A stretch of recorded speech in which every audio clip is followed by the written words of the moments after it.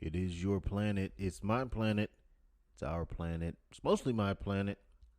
And on this planet, baby, well, we don't screen Birth of a Nation, but we respect your right to watch it in your private quarters. Planet Hog, baby. Yes. I would like to say happy Friday to everybody out there. Hope it was a good one for you. It was a very, very long one for me. Got to travel down to beautiful Fort Myers, Florida today. I'm really starting to appreciate some of Florida's natural beauty. I just don't like, I like cold weather, so, I kind of, I'm losing there. I mean, we do have winter for 1 or 2 days, and then it's back to summer. But anyway, today was one of those days, and starting to grow on me. I might even venture to a beach this summer. I might. I might. But anyway, I want to talk to you guys today about just something I find very unsettling. That old adage that art reflects life or art imitates life. Well, now I think the converse is going to prove to be true in that life will imitate art. And as you see there, you're not in the wrong place. That is, in fact, a gentleman on horseback in his Ku Klux Klan attire. Yes, you're in the right place. But I promise it'll make sense as we go on. So, for those of you who do not know, we will be referring and talking about the film Birth of a Nation. And I actually pulled up some Spark Notes so you don't actually have to watch it unless you want to. But we will get into that and some some parallels that I see and some very nasty foreshadowing that it leads to a conclusion that I've had for a very, very, very long time. So without further ado, let's jump in to, you know what, I really hate this I hate MacBooks. I really do. I hate everything Apple does. I don't like the iPhone. I don't I have to use one for work, but I usually like my personal phone is an Android and I really hate MacBooks. This is the most I'm sure to somebody this is the most fantastic computer ever invented. To me, it is just an exercise in exasperation. Anyhow, um, so we're talking about Birth of a Nation today. For those of you who don't know, just a rough overview, it is a film that was created in 1915 by D.W. Griffith. One of the things I do like about the old days is the two-letter initial names like DW, TJ or no, not TJ. TJ's too common. It's got to be something like completely, like fucking I don't know, WP. Um. Anyhow, we are talking about Birth of a Nation, and for those of you who don't know, it is a highly controversial film. And we'll be going through a brief synopsis of it just to make the points that I want to bring to light that I find rather ironic and startling, all in the same vein. But the brief synopsis here on IMDb, and of course, all of that will be down in the description for you to peruse at your leisure. So we're on IMDb, and the synopsis here is pretty simple, actually. It's only 2 sentences, in fact. The Stoneman family finds its friendship with the Camerons affected by the Civil War, both fighting in opposite armies. The development of the war in their lives plays through to Lincoln's assassination and the birth of the Ku Klux Klan. The Ku Klux Klan, like who said that like that? Charlie Daniels. Charlie Daniels. What's the name of that song? I'm on the spot. What was the name of that damn song? Shit. Uneasy Rider. I think that's the name of that song. think it was called Uneasy Rider, when he pulls into some random gas station and almost gets killed by a bunch of rednecks. Anyway, so that's where we are today. And that is basically the synopsis that IMDb gives. Now, it's very interesting that they give such a, we'll say, milquetoast description of this movie, because it's a lot more involved than that. And you'll see that when we get into the actual synopsis or the spark notes. But before that, how about a little bit of trivia about Birth of a Nation? Let's see.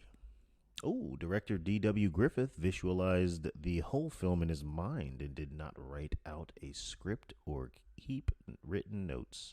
Yeah, and the film, it plays like that too. This is just the thought child of a, of a racist man. It's not very hard. Let's see. Oh, I did know this one. And this actually kind of ties back into the conversation we had yesterday. Yesterday's episode, for those of you who did not see, we kind of talked about Candace Owens and Cardi B, and that kind of spilled over into, well, really, it's emblematic of the overarching issue, which is this idea that bad behavior is good in the black community, but it's really seeping into America at this point. And I guess we're going to go back and drop another elbow, baby. That's the way it is with elbow drops. You always have to drop, more than one, right? Unless you're the macho man and you come from the top rope. So anyway, the old macho man, Randy said, I passed through his Sarasota, Florida, as a matter of fact. I passed through Sarasota today. There you go. Home of the macho man. Yeah. So, the next piece of trivia here is Birth of a Nation is the first film to be shown in the White House. How about that, ladies and gentlemen? It was screened in the White House. And who screened it? Too late. If you said Barack Obama, you're wrong. You're wrong. If you said Woodrow Wilson, you're correct. Just for your edification in mind, because I think Woodrow Wilson came up yesterday, as a matter of fact, as we were talking. Woodrow Wilson, what party is he again? Let me just click this. I think I know it, but I just want to... Democrat, there it is. And not just a Democrat, but a progressive Democrat. Oh, those progressive Democrats. They are always forward thinkers. Moving on, President Woodrow Wilson is famously rumored to have responded to the film with the remark, quote, "It is like writing history with lightning, and my only regret is that it is all so terribly true." Aw. After the film became subject of controversy due to its heroic portrayal of the Ku Klux Klan. Yeah, that's the big takeaway from this movie for me. And I think for most people that IMDb seemed to have missed in their synopsis. Wilson denied through his press secretary as to having known about the nature of the film before screening it at the White House or having ever endorsed it. So the Democrats were the Democrats even back then. Same bullshit, lame excuses. I didn't know what the film was about. Sure, I had a bunch of people come into the White House and we watched it all together triumphantly, but I didn't know what it was about at the time. But you finished the film. It started it. Nevertheless, Wilson's published works as a historian are closely aligned with the film's negative portrayal of Reconstruction. Some of his writings are even quoted on screen in certain prints of the film. Huh. Didn't know what it was about. So let's see what else we got. What other piece of trivia can we pull out here? Because of its overtly pro-Confederate sympathies and racist overtones, the film was banned in several major cities such as LA and Chicago. Yeah. Oh, rated number 7 of the 25 most controversial films of all time. Entertainment Weekly, 16 June 2006. Ooh, that might have to be an episode. We might have to go through the most controversial films of all time. That's got to be a great list. I'm gonna take some quick guess here. I Spit on Your Grave has to be in there. Let's see what else is an offensive film. Maybe Schindler's List, but for the wrong reason. Like it'll probably be on there, but it'll probably be on there for the wrong. If it's on there, it shouldn't be on there because it's not like there's a difference between Birth of a Nation offensive, where you're portraying a hate group as a hero, and when you're just reporting on something that actually happened.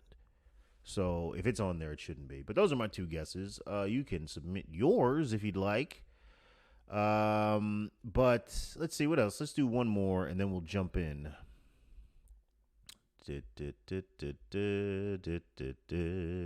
Ooh, D.W. Griffith, the son of a Confederate veteran. Who knew?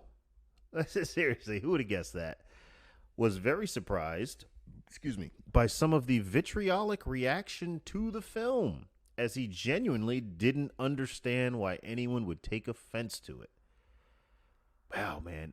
That's the beautiful thing about history is you get to just kind of, again, step into the mind of people back then, which is why you really can't judge them by today's standards. You can't judge anybody in history by today's standards. And guess what? That's going to hold true for 200 years from now if humanity's still around. They're going to look back onto now and say, well, And then someone who's got a fully functioning brain there will say, well, wait a minute. It was a different world back then, hopefully. All right, so you got a little bit of trivia here. There's more. There's more trivia here, but we'll choose to pass on it for now. Yeah. I'm just looking at these. These are quite lengthy. So anyway, you got that under your belt. Now let's do a little bit about the film itself. And we have some Spark Notes here. And I will include that link as well for you to peruse. So the film is kind of broken down into a couple of parts, literally two parts. Part one would be the Civil War, and part two is the Reconstruction. So it follows a family through the film. Now, that part I'm not really going to touch. I just want to read to you some of the points, some of the more interesting developments in the movie, and we'll go from there. So we're in the Civil War, which is part one, and it starts, and the first point is this. The film is divided roughly into halves, with subsections drawing from a historical chronology of the Civil War. After an initial prologue that blames the Civil War and Reconstruction on the introduction of Africans to America, the Stoneman boys travel south during the antebellum period to visit their old pals. So that was just kind of expositional to give you a feel for where we're going here. Let's see.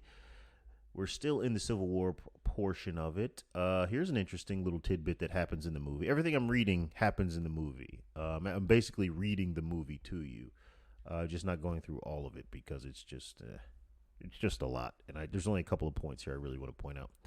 Next point is a predominantly black militia ransacks the defenseless Cameron home. A predominantly black militia ransacks a defenseless, and I really love the adjectives in this as well. It's very interesting. Ransacks these white folks' homes. Interesting. Okay, probably just one minor coincidence. We had all those riots and people saying you need to give up your house. But this doesn't say anything about riots or looting or anything like that, so we'll leave it alone. Let's move to the next point. Carpetbaggers from the north. I'm sorry. I'll start here because that's the middle of the sentence. In Griffith's version of the post-war era, now we're in the Reconstruction where all the good shit happens. This is actually part two of the film.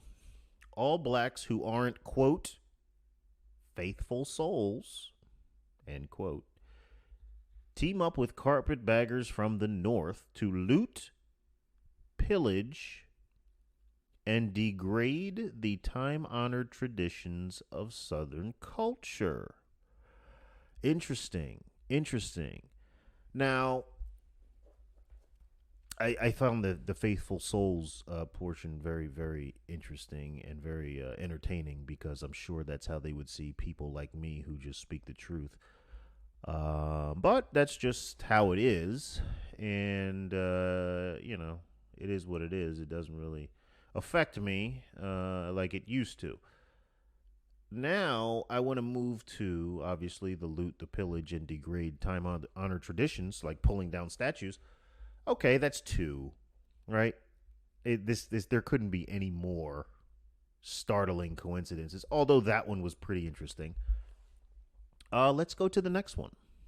Headquartered in Piedmont, a man named Lynch, which is a little on the nose for a name of a person in this movie, but okay, instigates former slaves to rise up against Southern whites in vengeance. Teams effectively with the carpetbaggers, which is the northern people that move south, and essentially oversees mob rule. Now, bear in mind, this man Lynch is not a black person. This is Silas Lynch is a white man in this movie. Huh. And who usually is the one that seems to be masterminding these Antifa and BLM type? I just see a lot of non-black people that seem to be, shall we say, conducting traffic. So, okay, maybe that was a soft, glancing blow. Let's move to the next one. In response to a horrific election day, we're moving forward in the movie, by the way. So all of these things, as I'm reading to you, they're happening in chronological order, moving towards the end.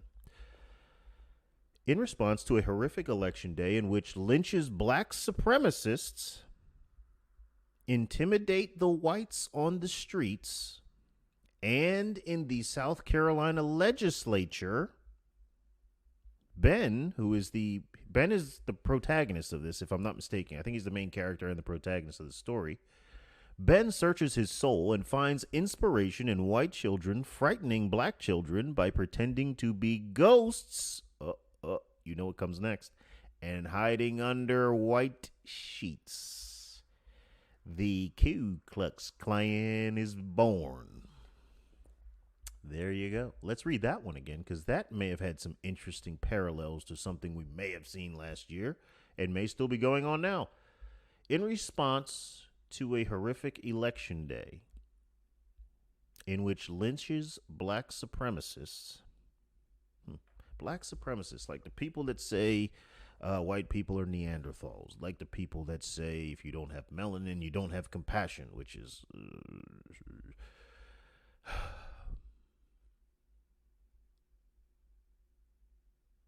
like the people that say Black Lives Matter, but not white lives matter. Not all lives matter.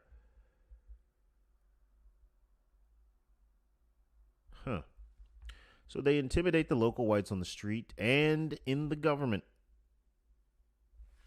All right, let's move forward. That was a significant body blow, but let's move forward.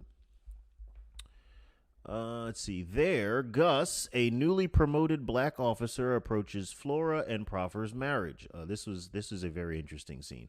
Flora slaps him, and then Gus begins to chase her through the forest. And by the way, Gus, if you ever seen this movie, he doesn't move. He moves like a monkey. He doesn't really stand upright like a man. Ben follows behind in search of Flora, having been told of her errand. Gus reassures Flora he doesn't mean to harm her. Okay, so basically this woman, he traps her on a cliff because, there's always cliffs in these old movies. I guess the world was very jagged back then. But she finds herself pinned against the edge of the cliff and she says, I'll kill myself before I allow you to soil me with your black hands. And I think I might have said that once or twice. No, I did not say, I've never said that publicly. Anyway, she threatens to jump rather than be touched. And then she accidentally falls off and then she dies. and she dies in Ben's arms because Ben finds her, and then blah blah blah. A search commences for fearful Gus. After a complex chase sequence, the Klan eventually catches Gus, and what do you think happens next? Involves rope in a tree. Lynches him. They dump the body at Silas Lynch's door. Klan had humor. Very dark. That was a little on the nose, too. Can't make jokes. Let's move forward. The Black Militia, with its white sympathizers, fight against the Klan. The Black Militia, with its white sympathizers, fight against the Klan. Interesting. We're almost done here. It's just 3 more. In flight, Dr. Cameron, Phil, and Margaret come across a tiny shack in the woods owned by Union veterans who invite them in and make peace with the Camerons, who are Southerners, over their common hatred for renegade blacks. Those renegades. Let's see. Next one. The noble and well-supported Klan.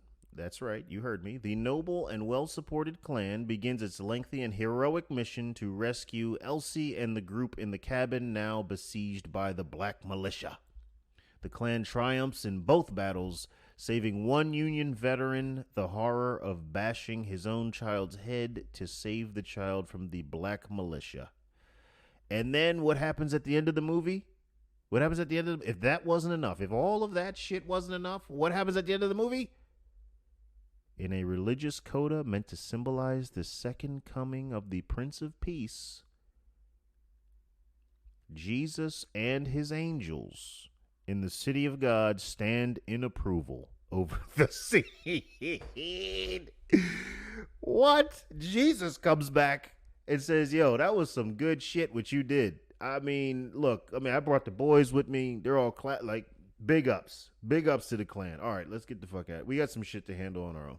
So anyway, ladies and gentlemen, those are some of the finer points of that movie that I wanted to bring forth because they have little, well, wouldn't you say that there's some nasty parallels to something we've seen and things that we're continuing to see? And I'm saying all that to say this.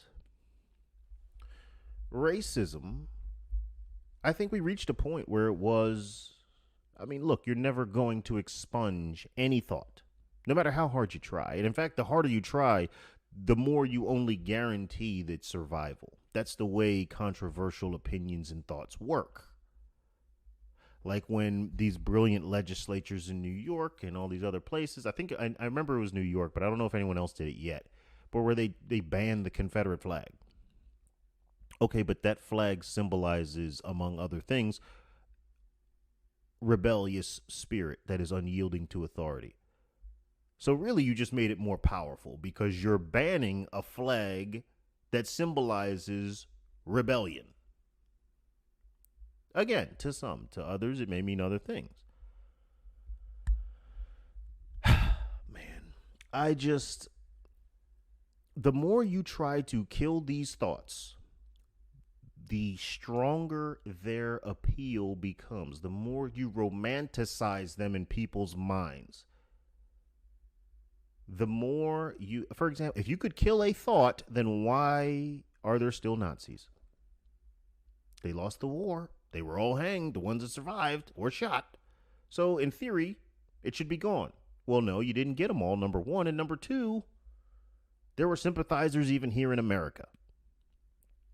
So the more you chase after these shadows, the more you try to attack something that is not tangible, it's abstract, it's not something you can actually beat,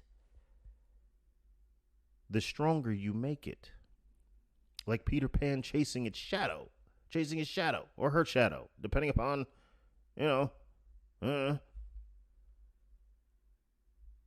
So, but I will say this.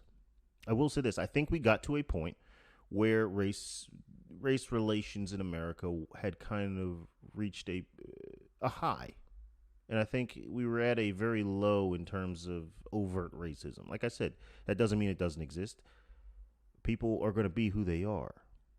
But as long as those people are not directly in your way, impeding your progress, let them, they're not harming you. But with the onset of groups like Black Lives Matter and Antifa and the like, making people kneel, telling people to give up their houses, again, who's watching? So, I think we hit it. We hit a part where racism hit a downturn in America, but I think there will be a resurgence. And I know I said this yesterday, but it bears repeating, damn it, because I don't really think people understand how bad this could and probably will get. You have all of the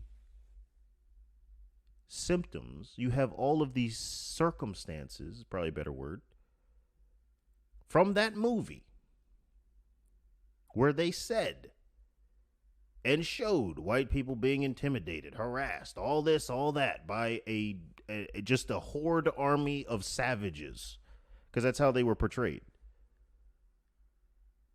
And hot damn, they're portraying themselves like that now. Now, most people can't say that. I will. I'm not mad at the fact this movie existed. Of course there were people who thought this.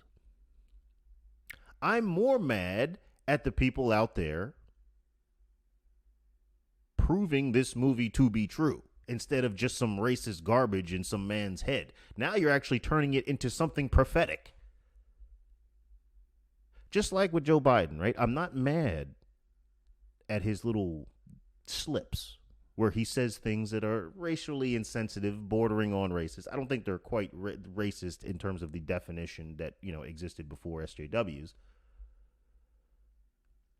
But it is, at the very least, racially insensitive. Some of the things he says, like, if you don't vote for me, you ain't black. I'm not mad at that.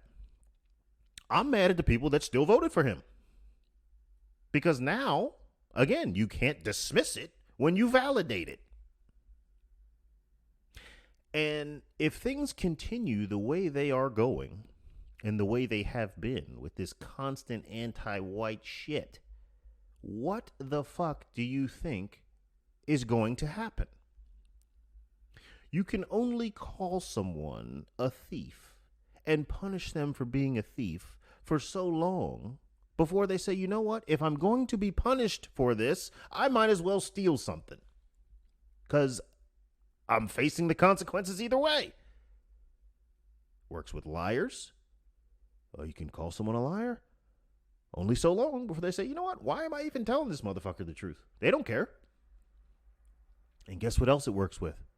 Works with racism too. You can only call someone a racist and attack them for their skin tone for so long until they say, you know what? Fuck it.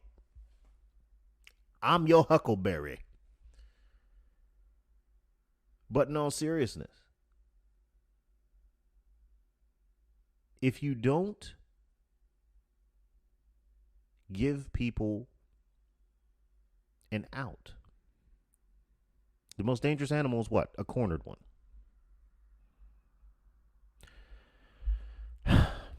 And look, again, like I said yesterday, it's going to be the people in the middle that end up cleaning up the mess.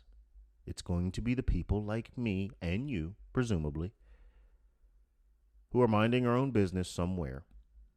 And then some group of angry white men see you. And they want to try to take out their frustrations. Now, for me, well, if you see me out in public, it's on me. So, it's just a matter of who's faster on that day. But for someone unsuspecting, and God forbid, someone who doesn't take their own personal protection and the protection of those in their family seriously, well, that's going to be a different story, isn't it? And again, there's going to be friendly fire in this. They could have been someone like myself who said, no, this is all wrong, but it won't matter at that point. Because then you just become a proxy for their rage. You become a scapegoat, the sacrificial lamb. Because they may not be able to get to the people who are actually pissing them off. And then probably the kick in the nuts about all of this, like I said yesterday, is then the Democrats get to come in and say, "See, we told you there was racism. No, no, no, no, no. You created it, just like you did back then." Oh, but what do I know? I'm the sellout. Anyway, thank you, ladies and gentlemen, for tuning in. I promise tomorrow we will move to something a little bit more lighter than this, but this was just on my chest for a while, man, because like I said, what the only logical conclusion to this is when you ostracize a group, we've seen what happens to downtrodden white people that get beaten down by the world and then built up by someone who believes in them, who's maybe a little bit off. Something about Germany and why Buddhists can't use the swastika anymore. So, and not just Buddhists, a lot of the Indian tribes here use the swastika as well. It used to be a symbol for good luck and prosperity. Not anymore. So anyway, and here's the final point, and probably the most damned thing about it all is when people start to become racist from being told that they're racist and evil and must be punished for things that they have not done. Just like you validated Joe Biden's comments that are, again, racially insensitive or whatever you want to call it, you're going to validate their hatred as well.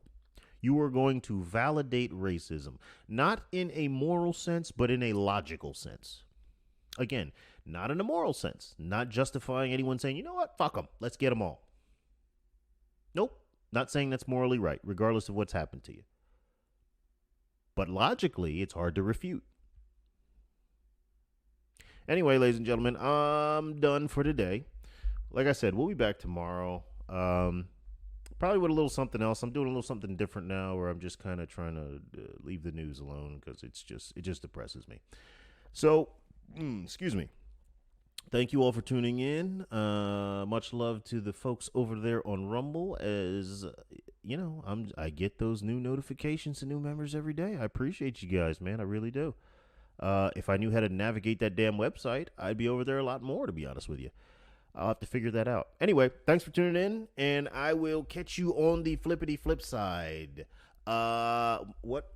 Macho, you want to say something?